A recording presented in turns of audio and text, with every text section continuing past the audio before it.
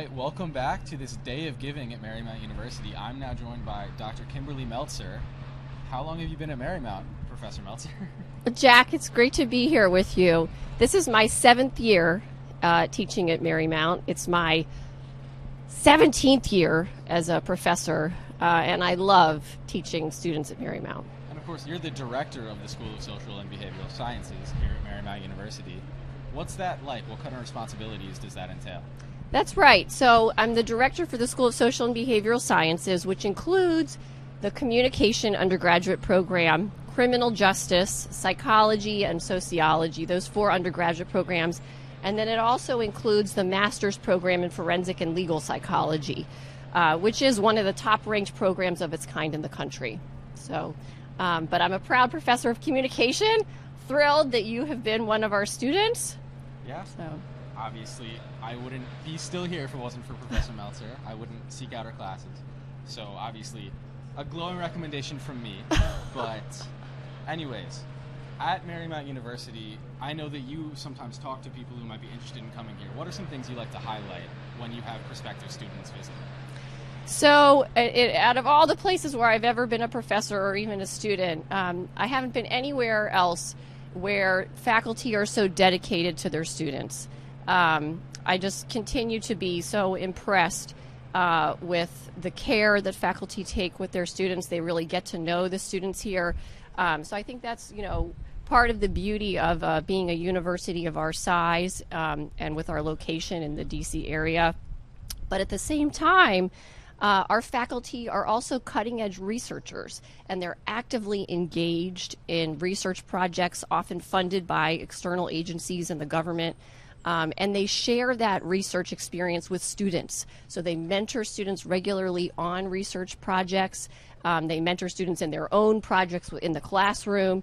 And they can also bring that knowledge that they gain through their own research into their teaching in the classroom with students. So I would say, those are 2 aspects that I enjoy so much about Marymount and think are so valuable to students.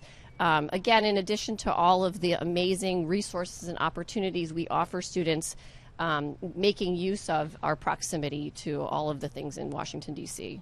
And of course, big news for Marymount, we became nationally ranked by U.S. World News and as a top national university. I feel like that's a pretty big story. How proud are you of Marymount University for that accomplishment? I think it's really exciting. I'm really happy that Marymount has achieved national university status. I think it's a testament, again, to the work that we've already been doing and will continue to do. Our students across all of the programs in social and behavioral sciences are getting amazing internships in the region, and they're going on to really fulfilling and exciting careers after they graduate. In the sociology program, we have students who often go into nonprofit work or working for the government, trying to improve, work towards social justice efforts. In communication, we have students who currently are working as TV news anchors and reporters, and the social media coordinators for major organizations. In sports, doing sports communication for national sports teams, interning with members of Congress. So we have a great track record, and I think we're just going to build upon that and hopefully gain more support and resources with our new status. And of course, as you mentioned, the region, we're right outside the nation's capital. How important is that in securing internships and potential career opportunities for students at Marymount? I think it's crucial. Again, I think it's it's a great asset for us and our students. We have built those relationships over time with employers, and they come to us, they come to the university seeking out our students. They want the skills that our students have gained through our classes in the people they're looking for to be their employees. Yeah.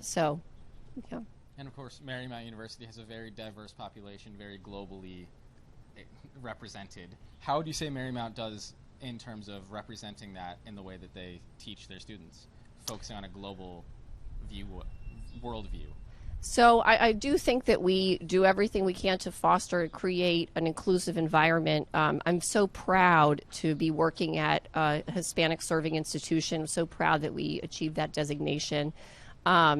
And I think that in terms of achieving a global perspective or wanting our students to have that before they graduate as well.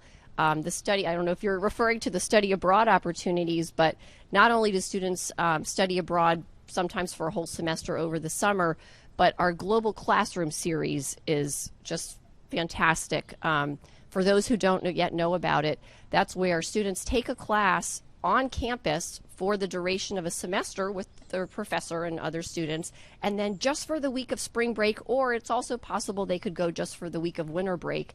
They travel somewhere else in the world with their professor and their entire class to learn about things in that place that are related to the content of the course. So I think it's just a wonderful opportunity for students, and a lot of our students do choose to make use of that opportunity.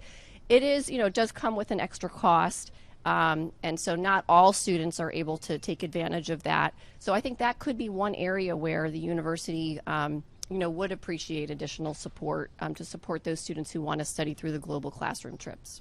And of course today it's the day of giving, so that could be an aspect of donations where the more money we raise, the more opportunity there is to offer scholarships for students who may not be able to afford it. Definitely. I would say a few other areas that come to mind. Again, in the School of Social and Behavioral Sciences, a lot of our programs, forensic and legal psychology makes use of special spaces and materials in their classes.